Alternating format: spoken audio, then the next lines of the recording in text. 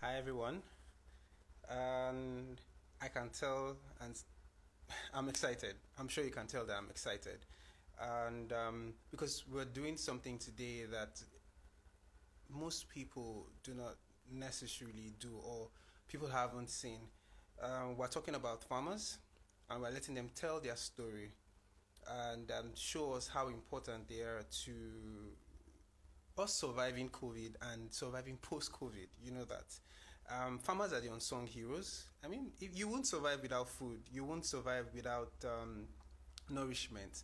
The health workers won't be able to do the work of combating COVID without food and nourishment. And that's why this section is quite dear to me, and I'm so happy that I'm leading this conversation. This conversation is brought to you by Support for Africa SMEs, and this is just a group of people who are passionate about African entrepreneurs and African small businesses, and knowing that there is a looming financial crisis as a result of COVID. Um, we've come together to put resources and create access to the right kind of information that will help you, the African farmers and African entrepreneurs, succeed. Today we're going to be interviewing two people. Trying to get one of them is already online. Yeah, Okorode, you have to send me a request. Give me a second while I try to add him into this.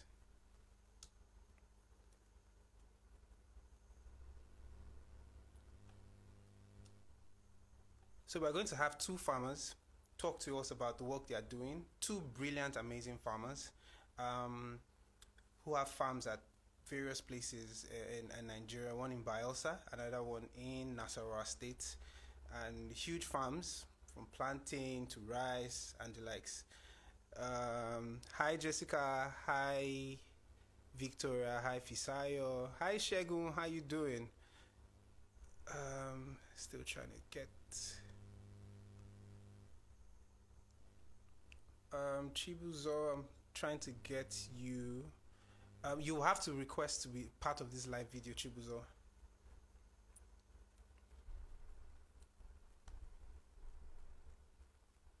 So as I was saying, farmers are very, very, very important, and we tend to neglect the whole agricultural chain from farmers that create or produce what we consume to the supply chain and distributors to those that even consume the market and to people that create liquidity for these farmers to continue doing their job to things like fertilizers where the government come in to subsidize.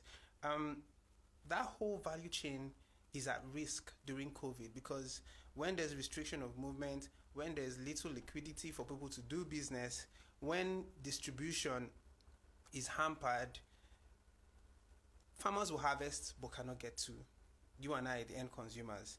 Um, Months of work and toil will be destroyed because um, the produce goes to waste in the farms. So it's important that we highlight the importance of or the role that farmers play in helping us survive COVID and even fight COVID. Chibuke, I can see you online, but I need you to request to be part of this video.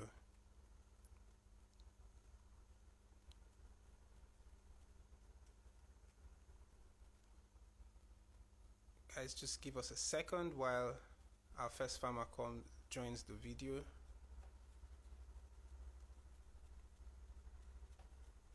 Just 1 second.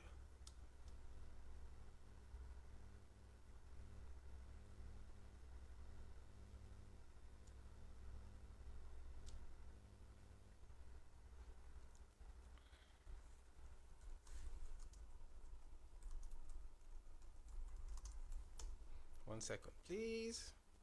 You know how technology is.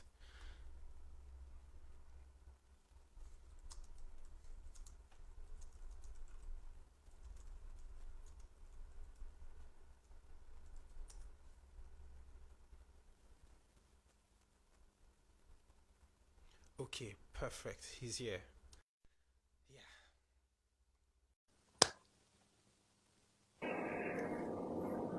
Oh, oh, Yeah, just switch your camera. I'm coming. All right. Yeah, hi, Chibuike. How you doing? Did I pronounce your name correctly? Is it Chibuike Sorry, or say that again. Did I pronounce your name correctly? Say it again. Did I pronounce your name correctly? Okay, you know what? Introduce yourself to us. Okay, guys, how you doing? My name is Okorode Christian, the millionaire farmer. Yeah. Okay, so Okay. Yeah. what do you do? What kind of farm do you have? Okay. I have over a 10,000 plantain suckers farm, which is at Bayelsa State. I also help people to set up their profitable farms. I have trained over 4,000 youths in terms of agriculture, and also I've been able to be someone that has been there to inspire people to see the need for going into farming, not just farming, but playing a major role in the agricultural sector. Yeah. Okay. And then also, I'm a Fisher Award nominee. That was in 2017. Amazing, yeah. Amazing. So what motivated you to begin this journey? Why agriculture? Okay. Whenever that question has been asked, sincerely, I want to say that two things, basically.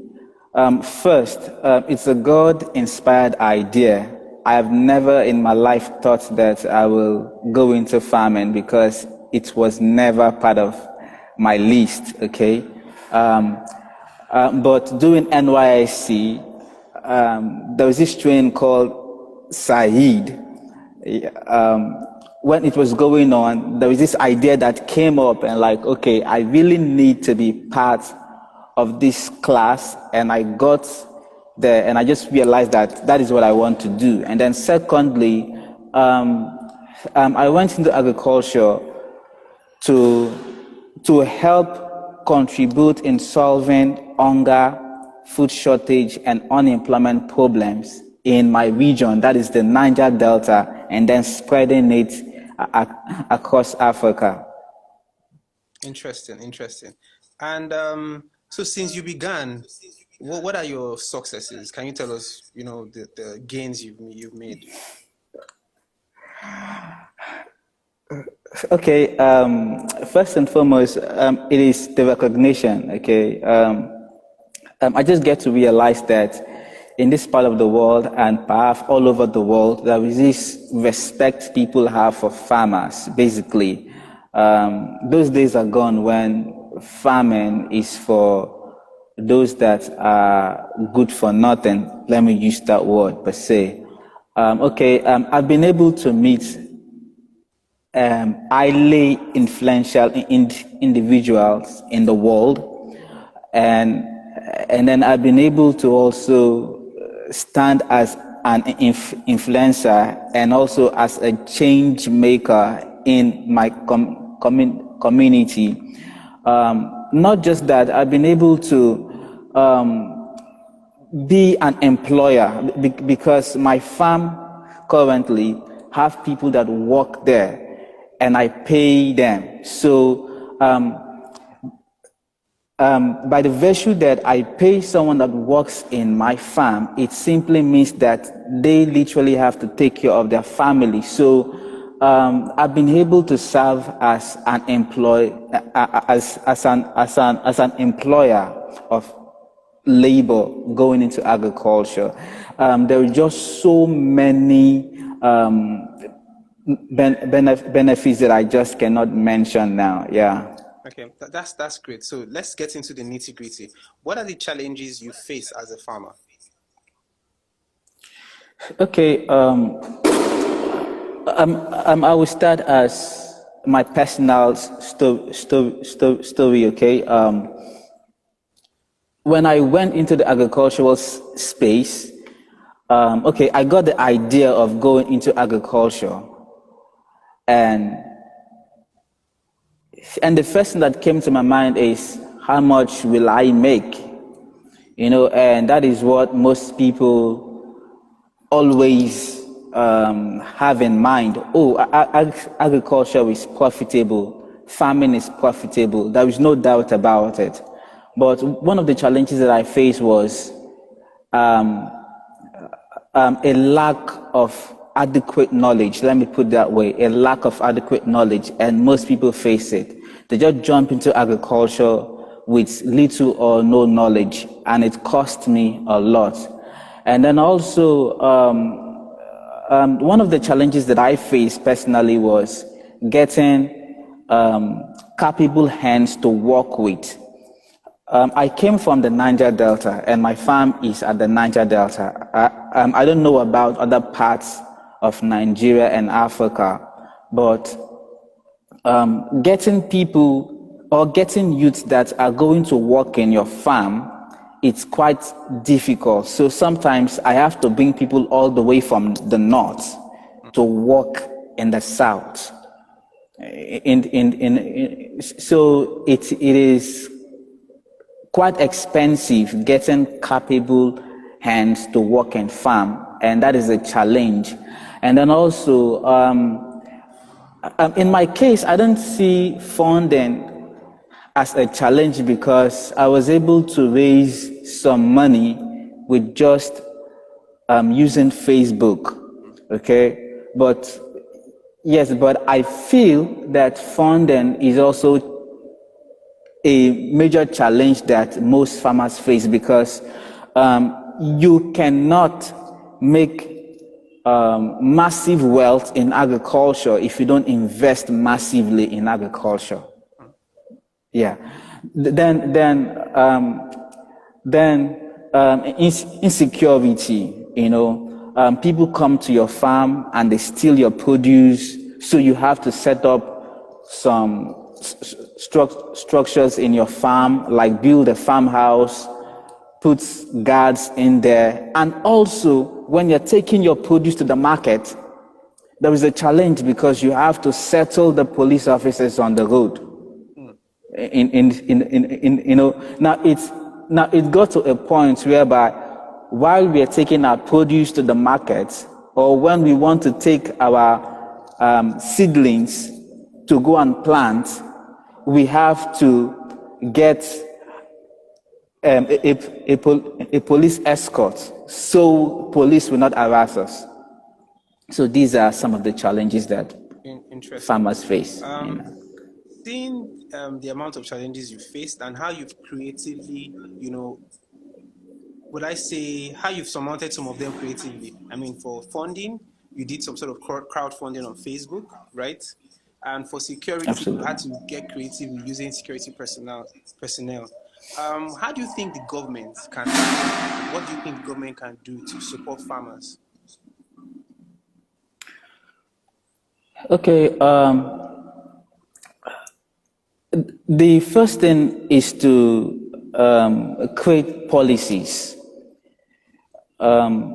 Policies because there are I don't think that there are policies that are there to protect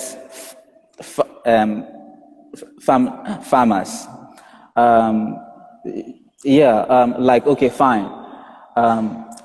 Farmers, when they're taking the produce to the market, must not pay certain amounts of levy, because sometimes when you want to even start a farm in a particular community, you have to settle all of the community leaders, and then you also have to settle also the security.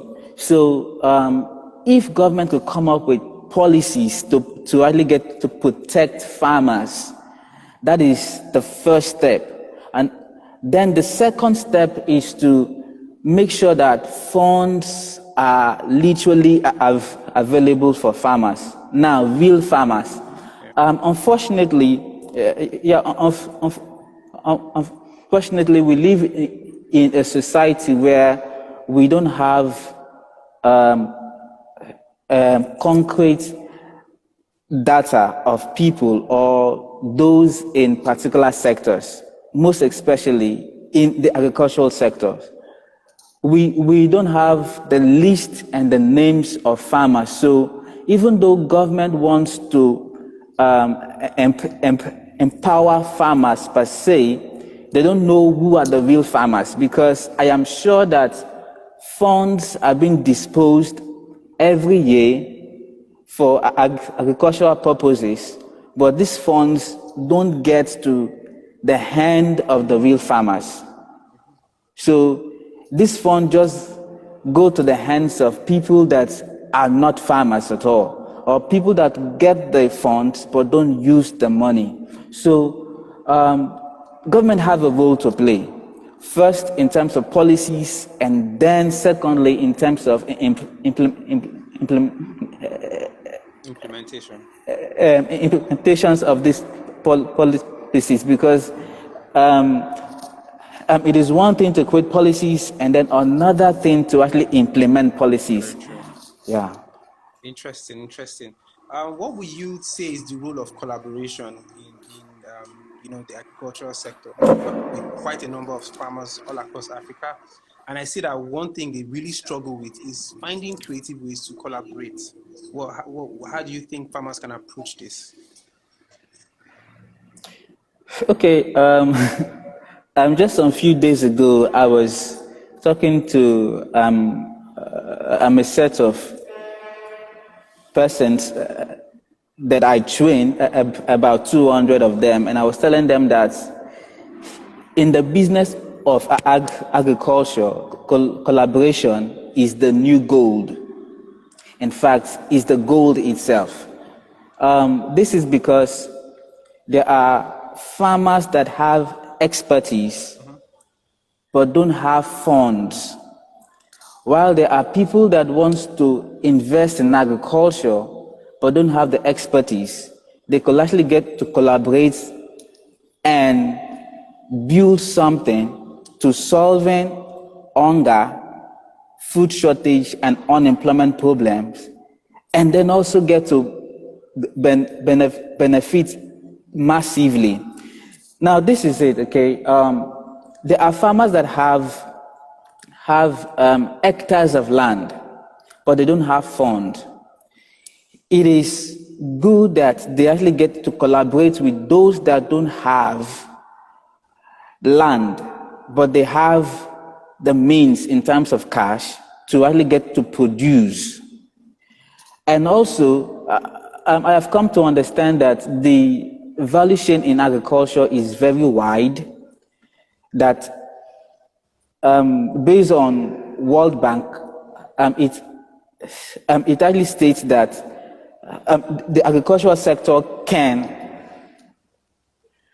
create job for 90% of the population of Nigeria, and that is true. This does not simply mean that everybody has to be a farmer. There are problems in the agricultural sector. Most especially, one of the problems that we have in the agricultural sector is the issue of transportation. Okay? The cost of transporting a product from Bayelsa to Abuja sometimes is even more expensive than buying the product itself. So individuals or firms can actually get to come together and create a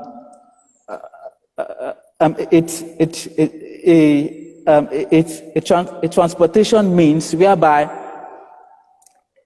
or build an app whereby when a farmer have a product anywhere, they can send an SMS and it will reflect in the app or a particular platform, and the off-taker also get to know that, oh, this particular farmer have a product, and the company, which is the logistic company, will go to the farmer's farm, pick up this product and take it to the off-taker's factory or anywhere that he wants it. So this is part of collaboration, Yeah. Yeah. So one of the questions Victoria is asking, one of the viewers, is what's your take on food wastage and how can collaboration help resolve that? Okay, fine. You see, I have come to understand that there are several warehouses that are actually abandoned in this part of the world. One of the ways to solve food shortage is to build a place where farmers can comfortably store their products at a relatively less expensive price, and their product can be preserved till when anyone wants to get it. That is one. Then also, people could build factories, processing factories, that whenever a farmer have a product, which I said earlier on, there is a means to transport this product, irrespective of where this product are, to the factory directly. Thirdly, most farmers are the cause of this wastage because they produce what they cannot sell. And the fact that people eat food does not mean that everyone is going to buy your agricultural product. Does not mean that there is a market for you to sell. Sure. So the first thing that you as a farmer should do to actually curb food wastage is to first and foremost find a market for your product, so that once you produce and it is time for harvest, you will not be calling people, moving about on how to sell your product, because it has happened to me also. There is someone that lost millions because he couldn't sell a 15 hectares of cassava farm, and it lost money. So that is just it. Yeah. Interesting. Seeing the way COVID is affecting the world and affecting Africa especially, what are the impacts? What impact has it had on farming? Restriction of movement, the people not having enough money to spend. How has it affected you in terms of your farming? Okay. I think that one of the things that the government, that is at all level, could have done at this period is to also make farmers part of the essential service providers, because as it stands, there are farmers that cannot access their farm. I have talked to several farmers that cannot go to their farm to feed their birds because there is restriction of movement, and this will cost them more in terms of cost. So government should actually get to make sure that farmers have free passes to their farm. Farmers have the pass to actually take their product even to houses, because as it stands now, people need to eat. Yeah. And I'm one of the persons that are going to feed these people.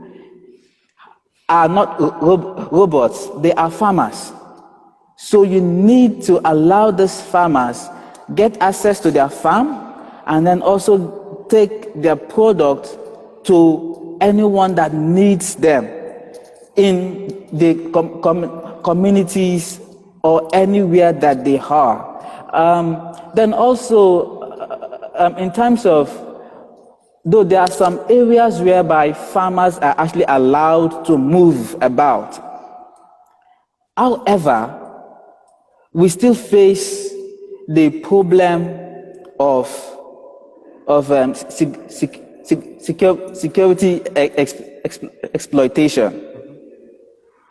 So, for example, if you know Port Harcourt, if you are taking your product from Omagua Airport down to Mile 1, and the cost of transporting it is 500 naira, you are sure of paying nothing less than 500 naira also to security personnel for them to allow you pass, even when farmers in that area are said to have passes.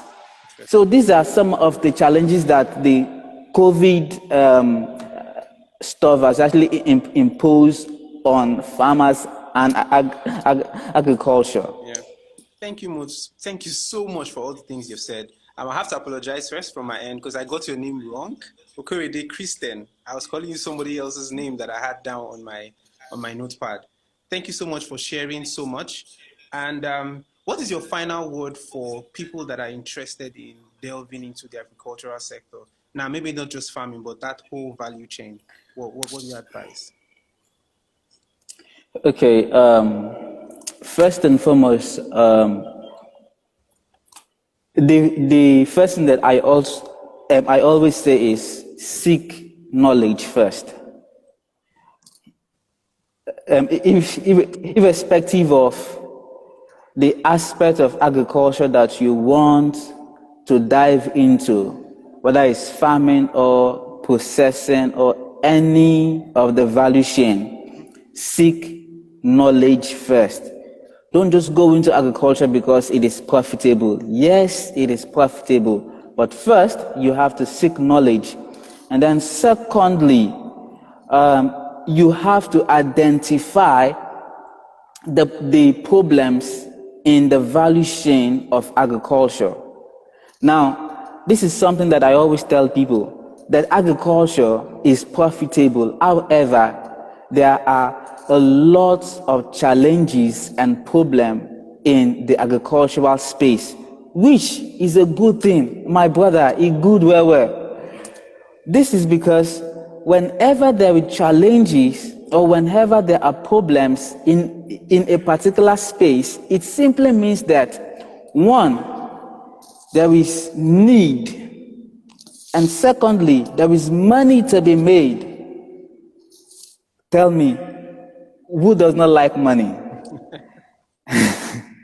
Then thirdly, there is impact to be made. So these three things. First, there is need to be made meet. Secondly, there is money to be made. And then thirdly, there is impact. So find a problem in the agricultural space and play majorly in it. And then thirdly, I actually want to say this. Agriculture is very vast. And the truth is that no one can say he knows everything in the agricultural space. So my advice to someone that wants to go into agriculture is, if you have identified a space that you want to play in, or if you have identified a niche that you want to play in the agricultural space, if it is plantain, or if it is logistics, if it is palm tree farming, make sure that you milk that niche that you have picked. Because in one particular niche that you pick, there are thousands of value chain in it. For example, plantain that I play in. Plantain can be processed into different formats, and you can make money in just selling the suckers of plantain, just selling the bunch of plantain, and then plantain stem itself can be used to plant other crops. Also, plantain can be processed into book. This book that you see, and there is a guy in Nigeria that actually processed plantain into sanitary pad that ladies use. Interesting. So the value chain is very vast. In fact, those that like wine, plantain can be processed into plantain wine and juice, and it's just vast. So if you want to go into agriculture, make sure that you seek adequate knowledge. Secondly, find a problem and then play massive in a particular niche that you find yourself, and then don't forget, collaborate, because it's the gold in this new age. Thank you so much, man. I've learned so much. I'm definitely going to go back and re-listen to this video and pick out the things you've said. You've said so much, and we salute you. We salute the work you are doing, because without you, without food, we will not survive. So thank you so much for joining this live, and keep on doing what you're doing. Keep on succeeding, and trust me, we all support you. Have a great day. Thank you so much for the honor. Yeah. So it's been great having our first interview. We're going to go on to another farmer who, majors in rice farming. And I saw him online a few seconds ago. I want to see if he's here. Okay, let me add him up. So you guys can see how important farming is, and, what can be done in that sector, in the agricultural sector. There's so much. So we have Goru Wilson here. Wilson, how are you doing? Good afternoon or evening? Can you introduce Good evening to us? Can you hear me? Yeah, definitely. We can hear you. Okay, all right. All right. So introduce yourself to us. Okay, my name is Goru Wilson. I'm a photographer. I'm an entrepreneur. I'm a farmer. Even though I don't play I don't run the farm day to day, but I'm a farmer. Okay, so tell us about your farm. Where's your farm located? What's the size of the farm? What are you into? So go on. Okay, yeah, I am an investor in the Nigerian Farmers Group. It's a cooperative society which is leveraging on the power of crowdfunding to tackle the issue of food shortage and explore the agricultural sector. Now we have our major farm is in Nasarawa. It's in a place called Gate in Gukana local government in Nasarawa state. We have another farm settlement in Adamawa also. We're into a lot. It's an integrated farm. We do livestock, we do crop, cash, and we do processing. We have our own brand of rice, which is called the Gate Gold. Okay, so what are the lessons you've picked over the last? How long have you done this, first of all, and what are the lessons you've picked while doing this, while investing in agriculture and running your farm? Okay, actually, the journey into agriculture started, I would say, long ago, but making it a reality was as a result of interaction with other persons that would have shared the same passion and the need for Nigeria to feed herself. The journey started in 2017, around February, and we came together. We all met online. Most of us are from Facebook and stuff, and we started discussion, and we're like, okay, we think we can make this work, because that period was when the whole MMM thing crashed, and we're like, if Nigerians can pull as much as 3 to 4 billion naira into a scheme that wasn't really creating any type of physical value or solving the real problem that we face, which is food shortage and all that, why can't we leverage on this same idea to pull resources together and go into a proper farming? And that was what we did. And people were skeptical at first. People were skeptical about the whole concept of crowdfunding in agriculture, but we did that, and I must give kudos to my team. Like, I've never seen my coordinator and my farmer. I've never seen somebody so dedicated like Mr. Rexon Chedeke. He's so dedicated. Like, when at a point we all had doubts with this work, he said, no, we're going to face this head on. Like, we're going to face this head on. And we did.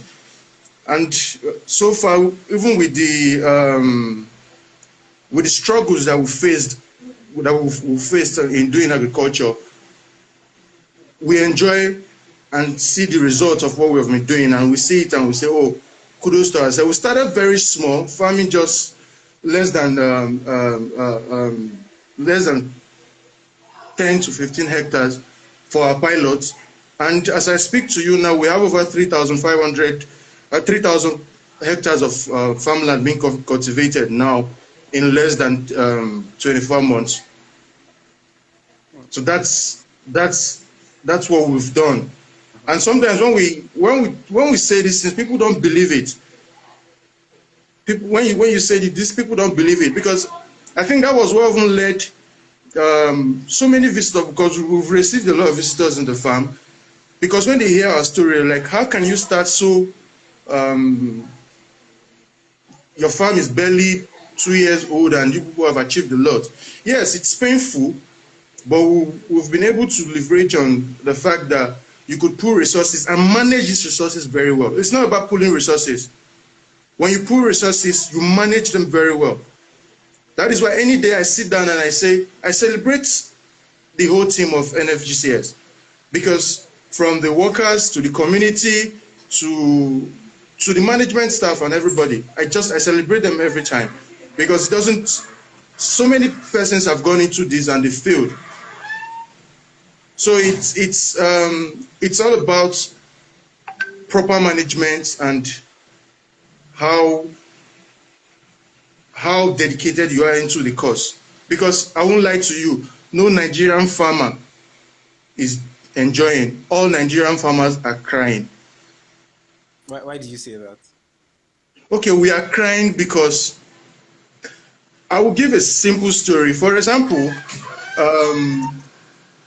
people were saying, okay, during the whole rice ban last year, when we brought out our rice, people were asking me, why are we not selling cheaper than the so-called foreign rice? If we are processing this rice here, why are we not selling cheaper than the so-called foreign rice? And I said there are a lot of factors that affect the pricing. First of all, let's start from the farmer in Thailand is getting loan at single digit.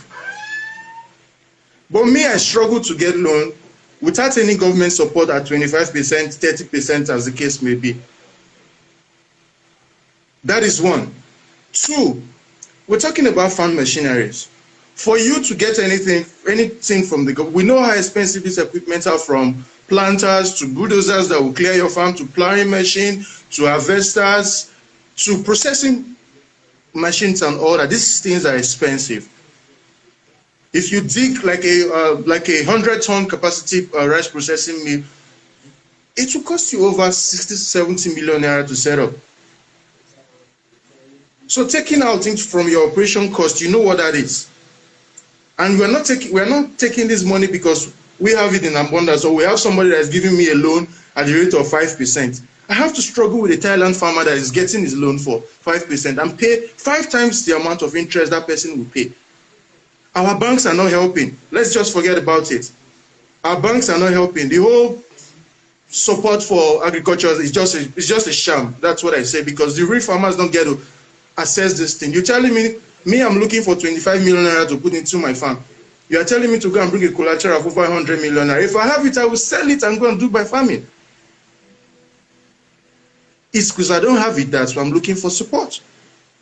So we are not, when you talk about that, then we talk about what we suffer in the hands of middlemen, or when you're trying to sell our produce.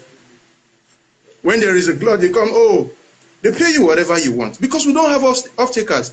The CBN, through the Uncle Bora scheme and NISA, they were supposed to provide some sort of off-taking arrangement for farmers to ease us.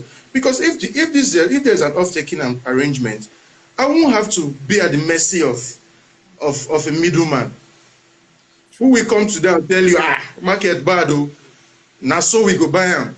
And you don't have storage facility to even store these things. Like our first year of farming, when we did maize, the store we stored our maize, they made more money than us that did the farming. You can see the pain of a Nigerian farmer. So we have to look at these things. We have to solve the issues of storage, infrastructure. Like where we have our farm today now, we've virtually constructed a road leading into this place. Even though it's an earth road, we virtually constructed that road. We did all by ourselves.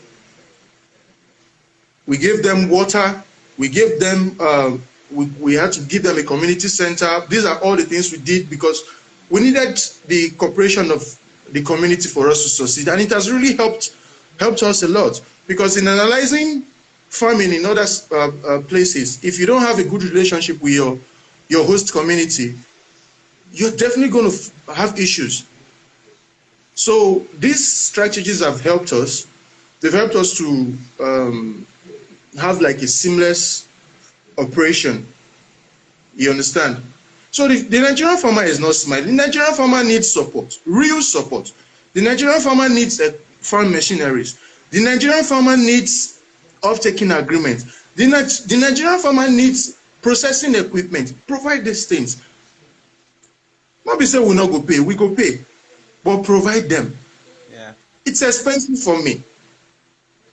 If not for the support that we've had from, there are a few fintech companies. There's a fintech company that has given us massive support, which is Kia. When we started, they gave us, oh, this is the land. How are you guys going to start up? We needed to start something, so upcoming investors are going to see something. Kia gave us 1.5 million naira for us to use as our start-off capital to open up that place and for people to see what we are doing. I cannot start naming what they've done for us in terms of providing emergency funds for us to run the farm so many times. So these are the things. If we had our commercial banks providing these things for us, because Kia is just a small, is a fintech company that has limits to what they can offer. Yeah. But if we have commercial banks that can bring something tangible for us, they think the amount of the kind of money we are looking for. Like the vice president was in our farm in November last year, and he said he has heard our story, and he decided to come and see for himself if this thing was just a social media hype or anything. And he came and he was like, so this is happening. If I tell you the governor of the state never knew there was such a big farm in his state until the vice president informed me he was coming, and he had to come as an advance team to come and see what was on ground. And it was marveled and like, wow, so you people could pull this through. So the Nigerian farmer is not smiling. We need government support. We need government support. I can continue shouting about this every time. We need government support. As in, the commercial banks should stop giving this so-called CBN agri loan to political farmers. The ones that don't own any piece of land, or the ones that will just have 5 hectares somewhere and they are the one accessing agricultural loans. Give we the real farmers agricultural loans. We the real farmers. I can't. If we want to start talking about that, it's a topic that we can discuss for the next 2 days. Yeah, interestingly, Because it's crazy. the previous speaker actually sort of preferred a solution to this loan thing. We need to have an updated farmers register. I mean, where are the farmers exactly in Nigeria? Oh, okay. The thing is, the millennial farmer was saying something about having a database. Yeah. Yes, that is something. We need to have a database of farmers and all that. Should I tell you that we are so structured that we all there was a time, like our first year into farming, we're like, okay, the president has said which Nigerians should go back to the farm. We went back to the farm.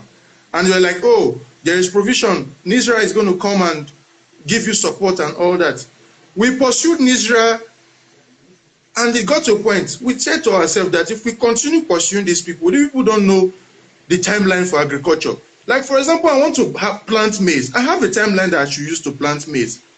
Do you know NISRA came to visit my farm when that was 8 weeks after we've planted? That was when they even came to even see the farm. Not that they haven't come in to even tell us that, oh, we are giving you certain amount of support now. They just came to visit us. So if we have been waiting for NISRA, we wouldn't have done anything. Sure. So the issue of having database, we as a cooperative now, we have database of our members and our investors. We have database of our staff strength. We have over 315 active staffs in that farm. We have a database, and the way we have structured this thing, if you call us today and say, who are the farmers here? It's just to send you an email. We have that database. Yes, there is need for us to have a central database of all farmers. You understand? There is need for us to have that. But that's not really the important thing. The thing is, where is the will? I won't lie to you. The government is trying in its own way of trying to support agriculture. But the implementation is what we are talking about. I could remember this thing. I want to say it. And it's so sad. We had to write, I used to tell people this, and I tell people, test the system, always test the system. We tested the system at a point, we got an approval for a tractor and all that. So I'm speaking to you now, because somebody wanted to collect bribe, and we refused to give that bribe. Our approval letter got missing. We did not have access to that tractor till date. But in the eyes of the minister or whoever that said, they will say, okay, we have given farmers tractors. We have given, yes, they have really given. But did they get to the farmers? No. So we have to look at how to solve this issue of implementation. There's a fantastic agricultural policy, but are the real farmers getting the needed support that they should get? We are not. Interesting. Are the real farmers getting it? We are not getting it. I have to, as I'm speaking to you now, we are constructing one of the biggest man-made dam in our farm, because where we are farming, at a certain time of the year, we experience drought. Am I supposed to be constructing a dam? No. That makes my job more difficult. And the cost of me trying to achieve this will translate into my selling of my produce. It will make food more expensive for us. If we're really genuine about this thing we are talking about, is get these things, get them to the real farmers. We're talking about not that somebody that has 7 fish ponds behind his mansion is the one that is having access to NISRA loan. Why? If we want to be sincere with ourselves, why?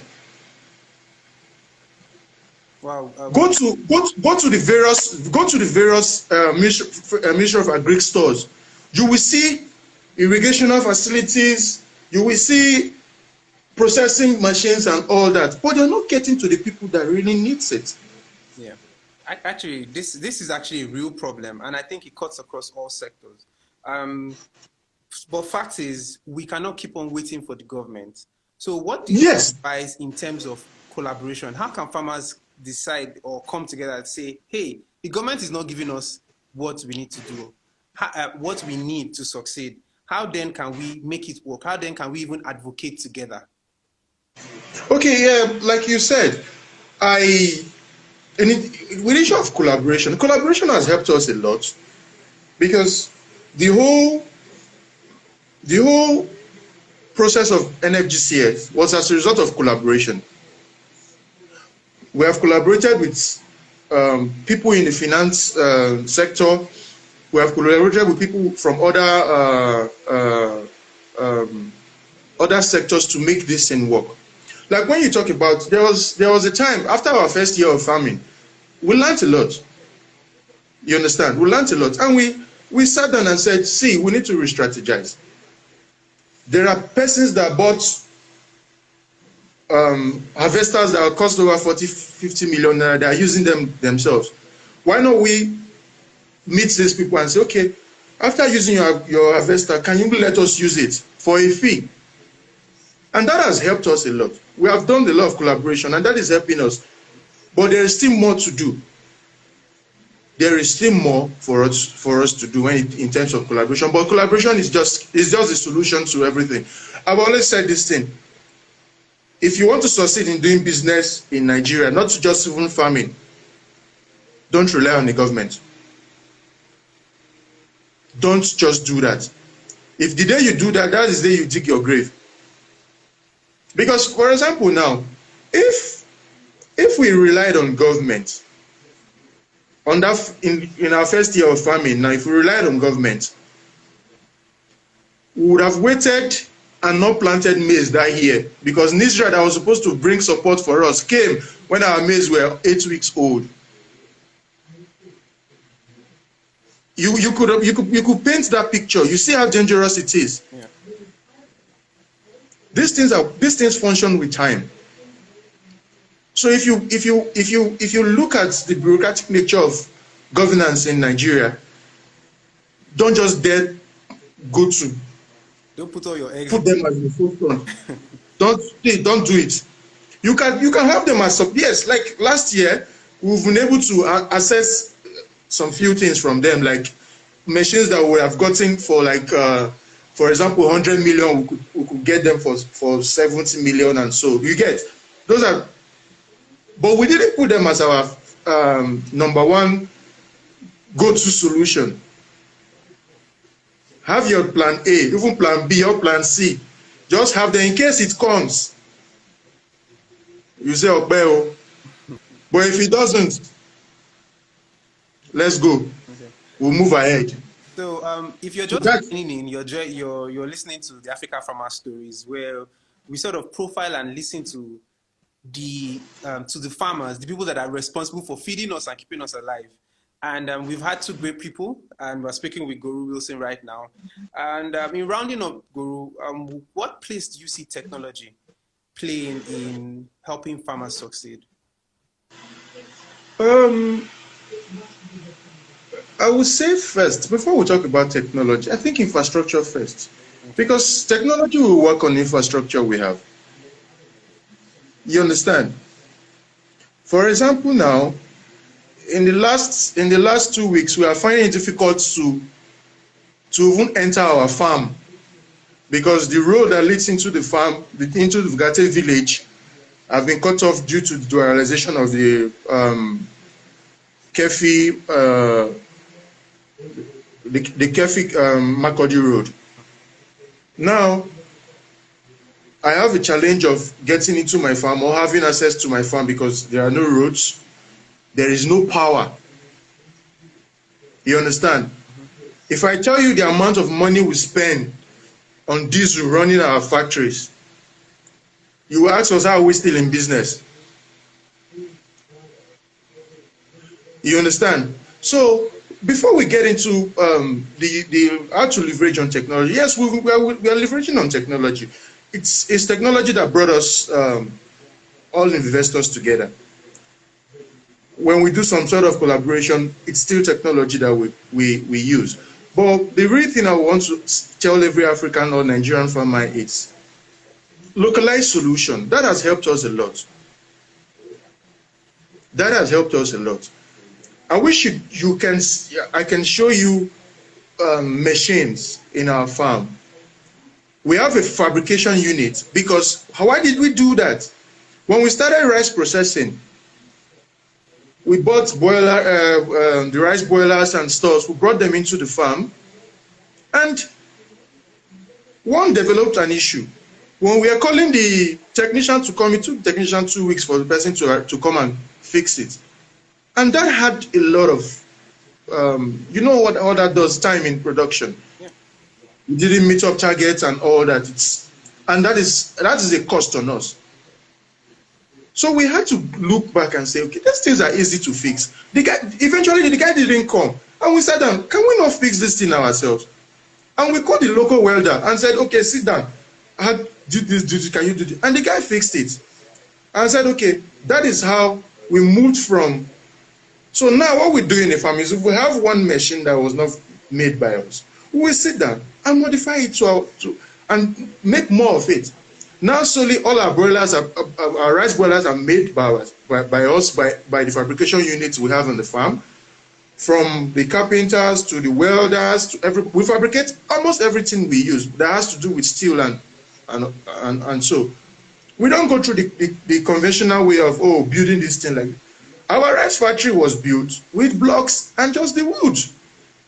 We did not go and look for money to start doing steel bars and all that. All those are the thing is the place serving the need? How do you do business in a cheaper way? Is it serving your need? Is the rice factory clean? Yes, it is clean. Is Gate Gold rice tasting like the one that was done in a metal or no? So Nigerians need to realize that you need to go back to the roots. Look at our local solutions. Like that is what has helped us in the farm. When we came with our whole 21st century agronomy stuffs and all that, I won't lie to you, the first season it didn't work very well. But we had to call the local farmers. They are used to this place. Okay, how do you do it? Okay, this is how you do it. We think it can be done better if we infuse this or we modify this and we do this. So we first of all need to, our local technology, let's explore them. Yeah. I don't need to go to China to get a rice process. I don't need to go to China to get a machine that will do yam flour for us. Our yam flour machine was fabricated locally. Yeah. Almost everything now in that factory is fabricated locally. Okay. So we need to leverage on local technology. Those of us that are doing wedding and fabrication and all that, our graduates should leave too much sending of CV and all that. Mm-hmm. Create something. Look for see, there's a lot that can be done in the agricultural value chain. We need dryers to dry stores. We need cutters. We need a lot of things. Go and fabricate these things. Let's stop importing almost everything and save our forex. Yeah, so I have to stop you there. We've run out of time, Goru. Thank you so much. If there's anything anybody took from what you said, is about leveraging on localized solution, homegrown solutions to our problems. We cannot be waiting for the Chinese solutions or the white man in quote to come and solve our problems when we have the expertise to solve our problems. Thank you for joining us. Thank you everyone in this docu-series. We'll try to have this every Wednesday by 4 p.m. And we hope to bring on more farmers to come tell the stories of how they are feeding the nation and feeding the continent as we battle COVID. Have a lovely week, everybody. Bye. All right.